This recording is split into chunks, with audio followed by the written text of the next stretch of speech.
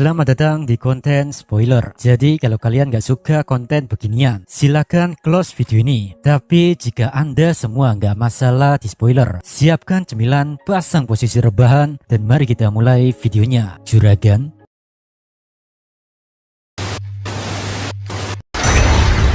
Kami kembali. Yari-yari. Suasana di medan perang itu terasa sunyi dan mencekam, dan tubuh-tubuh para perwira komandan Paladin tergeletak tak berdaya. Mereka yang biasanya berdiri tegak sebagai simbol kekuatan, kini hanya bisa terkapar dalam kekalahan yang memalukan. Sesosok pria tua, Granbel, dengan tatapan tajam dan pedang yang masih terhunus, dia memandang rendah ke arah mereka. Suaranya terdengar dingin, penuh dengan nada penghinaan. Dia bilang, dan ini adalah perwira komandan para Paladin, yang bisa kukatakan hanyalah menyedihkan. Ia melanjutkan dengan nada yang meremehkan, membandingkan para ksatria itu dengan legenda masa lalu. Baginya, kemampuan mereka saat ini sama sekali tidak mencerminkan gelar Master of the Sword yang pernah berjaya di masa lalu. Dengan penuh percaya diri, Granbel menyatakan bahwa tak ada satupun dari mereka yang mampu memberikan tantangan berarti baginya.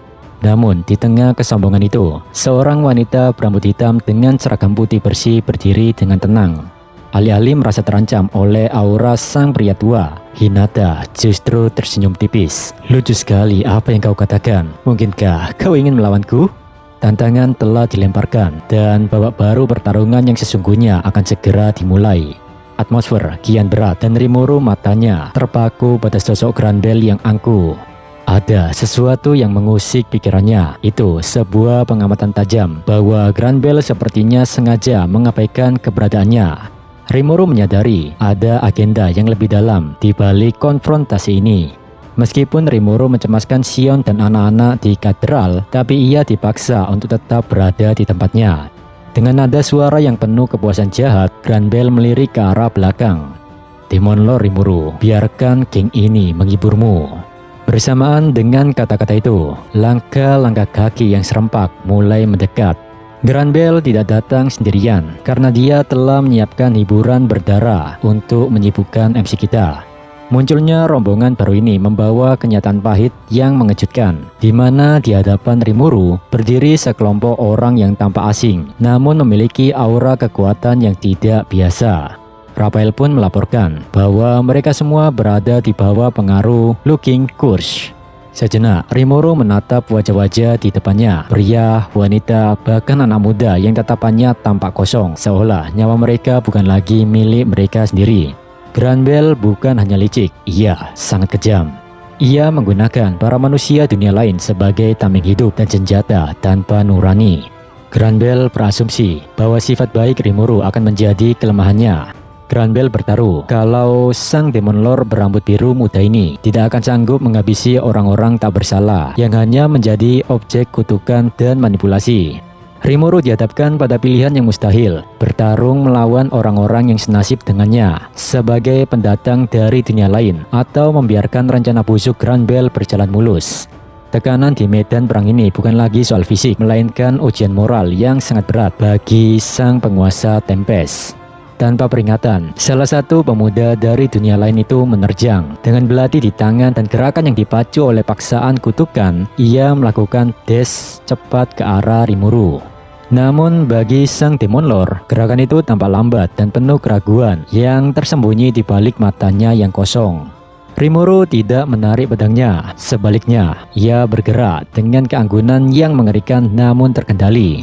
Dengan satu gerakan sapuan yang presisi, Rimuru menjatuhkan pemuda itu sebelum ia sempat melancarkan serangannya. Dalam sekejap, tubuh pemuda itu tersungkur ke tanah. Wajah pemuda tersebut menunjukkan keterkejutan bukan karena rasa sakit, melainkan karena kecepatan luar biasa yang baru saja ia saksikan. Rimuru berdiri tegak, merentangkan tangannya sedikit, menunjukkan dominasi yang tenang. Ia tidak berniat menghabisinya, dia hanya menunjukkan bahwa serangan mereka sia-sia. Di saat yang sama, Raphael ngasih tahu kalau Looking Curse pada pemuda itu berhasil dihapus. Dari hal ini, Rimuru menyadari tantangan sebenarnya bahwa dirinya harus melakukan proses pembersihan ini kepada mereka semua satu persatu. Astaga, merepotkan sekali, batin Rimuru sambil menghela napas.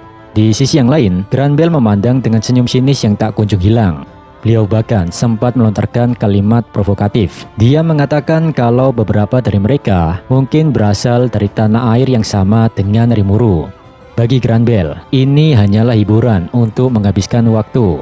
Sementara itu, Rimuru mulai mencium ada yang tidak beres. Beliau sangat ragu jika Granbel benar-benar berpikir orang-orang ini bisa mengalahkannya. Namun jika tujuannya bukan untuk menang lewat pertarungan ini, maka hanya ada satu kemungkinan tersisa. Apakah Granbel sedang mengulur waktu? Gumam Rimuru.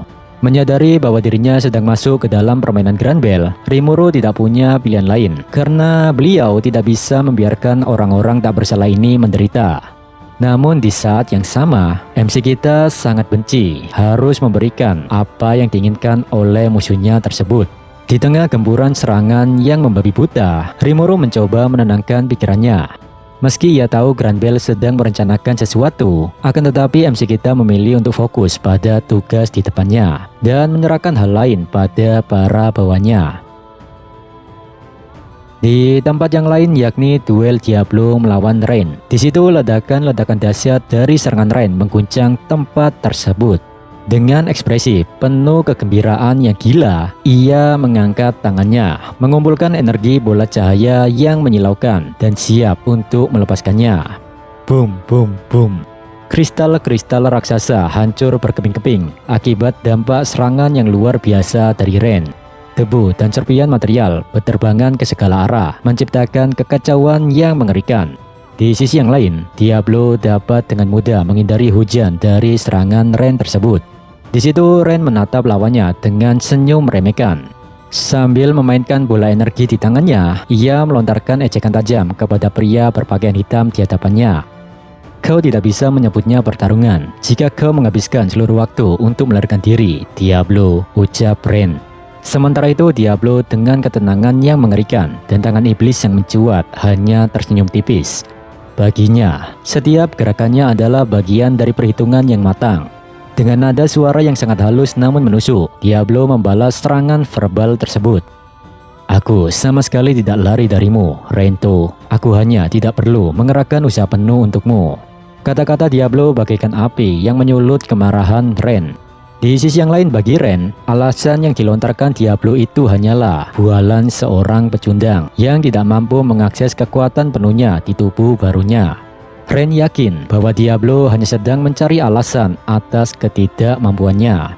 Namun di balik sikap lagunya, Rain sebenarnya sedang menilai situasi. Ia tahu bahwa Diablo bukan lawan yang bisa diremehkan begitu saja. Rain menatap Diablo dengan geram, tekadnya sudah bulat. Ia tidak akan membiarkan pertarungan ini berakhir begitu saja tanpa hasil yang nyata. Dalam benak Rain, dia merasa iri terhadap gaya hidup Diablo yang tidak terikat oleh hal apapun.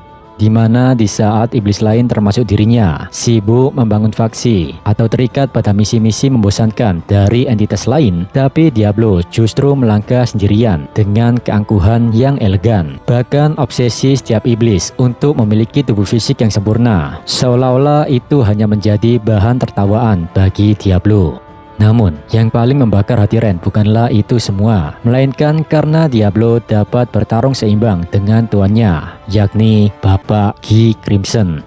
Rain sangat membenci betapa Diablo bisa tampak begitu puas dengan pilihannya, sementara ia sendiri terjebak dalam tugas dan pengabdian yang kaku.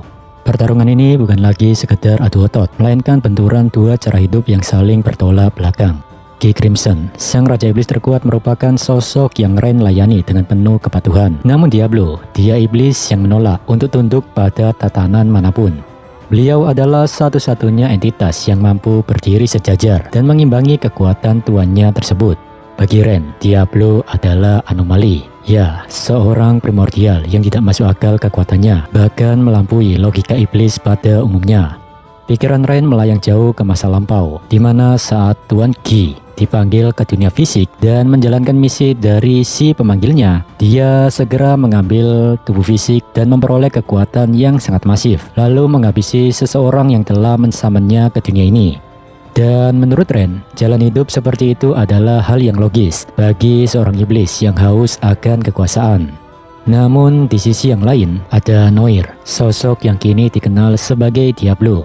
Bagi Ren, perilaku Diablo sangat tidak masuk akal, di mana di saat semua iblis berlomba-lomba untuk berevolusi dan memperkuat diri, Diablo justru terlihat santai, seolah kekuatan hanyalah hiburan sampingan yang tidak perlu dikejar dengan serius. Simpelnya, Ren ingin membuktikan bahwa jalan yang dipilih Diablo adalah kesalahan. Di sela ruwetnya pikiran adik Ren, dia mengangkat tangan dan melepaskan serangannya lagi.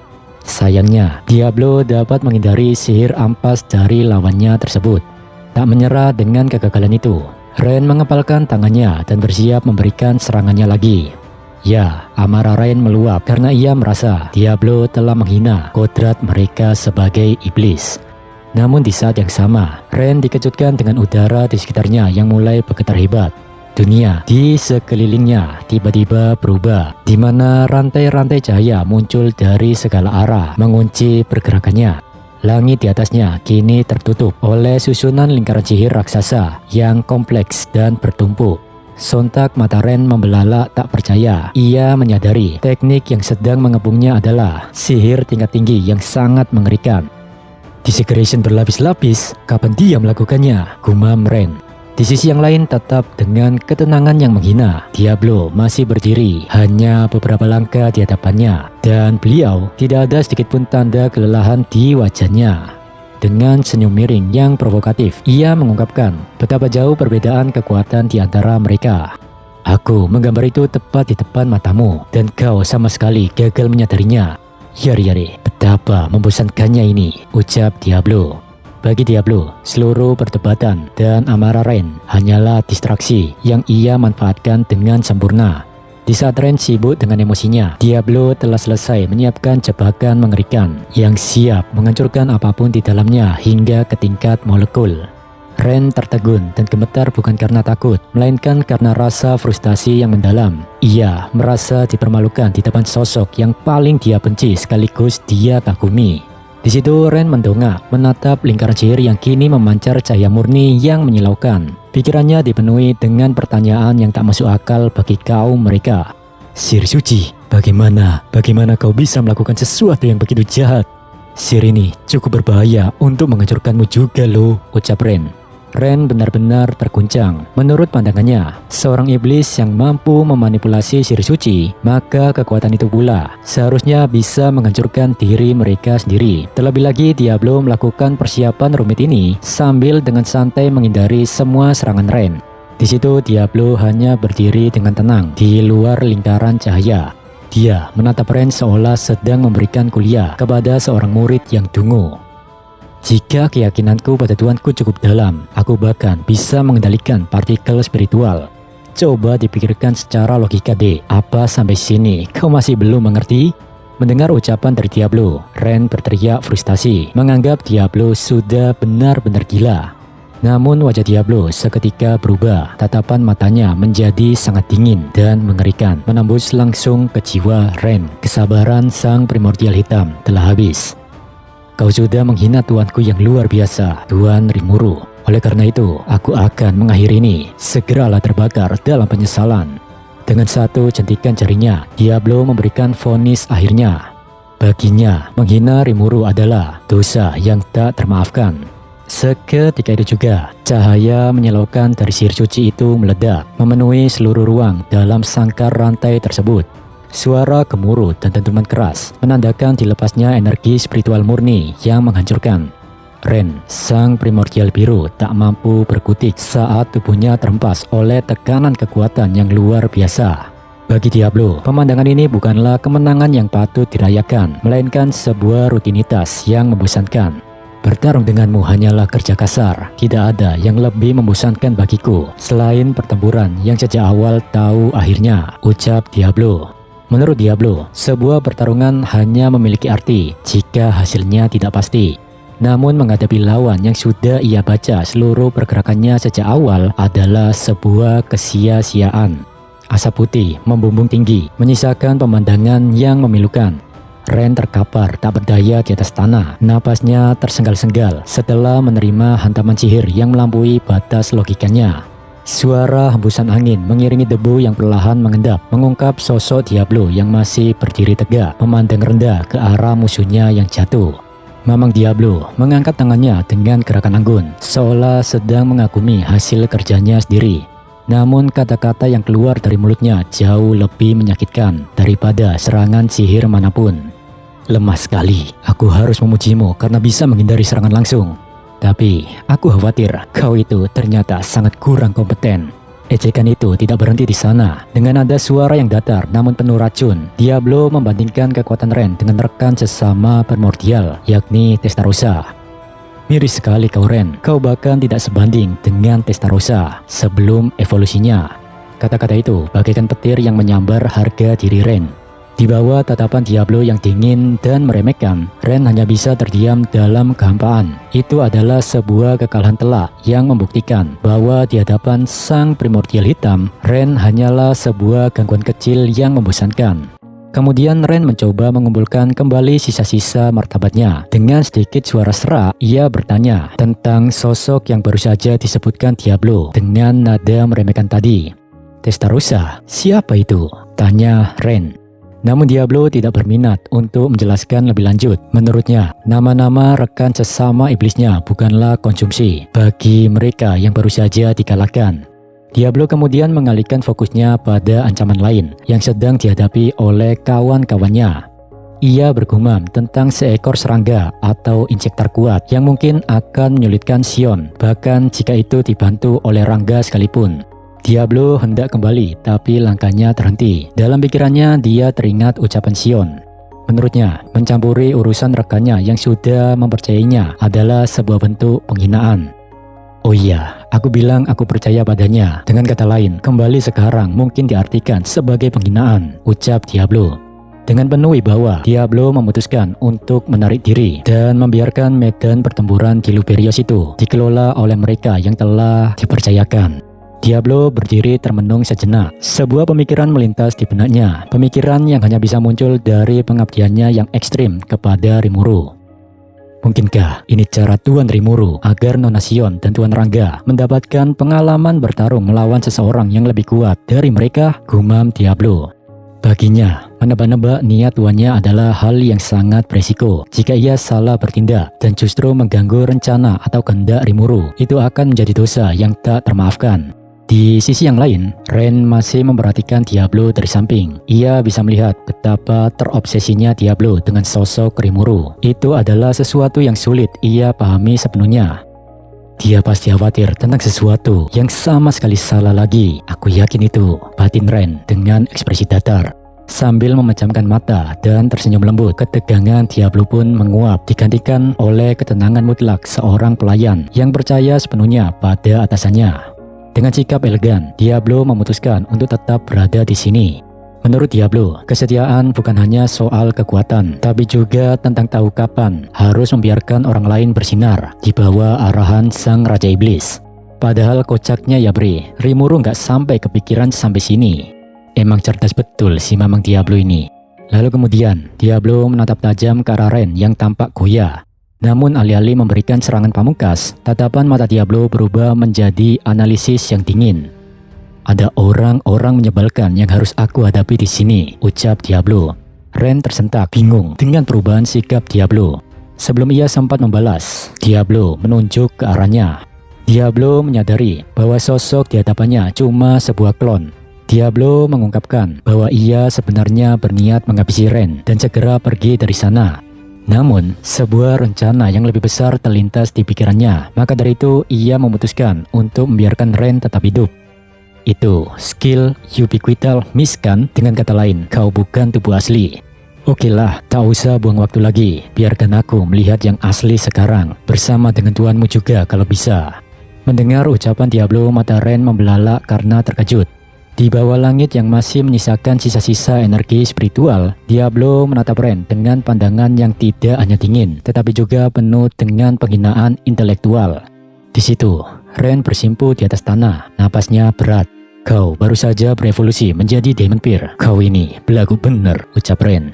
Setelah mengatakan itu, klon itu pun menghilang. Di saat yang sama, tiba-tiba sebuah pilar cahaya murni muncul dari kejauhan, menembus awan dan menerangi medan pertempuran. Diablo masih berdiri mematung, menatap pilar cahaya tersebut dengan ketenangan yang tak tergoyahkan. Kini perhatiannya mulai beralih pada apapun yang menunggu di balik cahaya tersebut.